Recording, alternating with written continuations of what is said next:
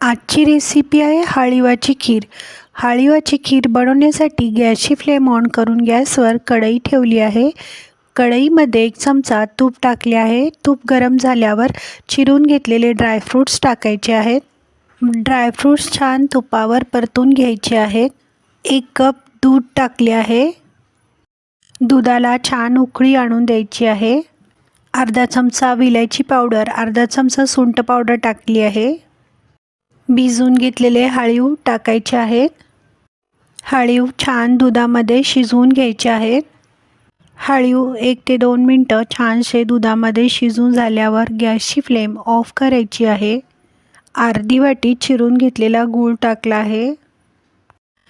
गूळ घातल्यानंतर दूध फाटण्याची शक्यता असल्यामुळे गॅसची फ्लेम ऑफ करूनच गूळ टाकायचा आहे.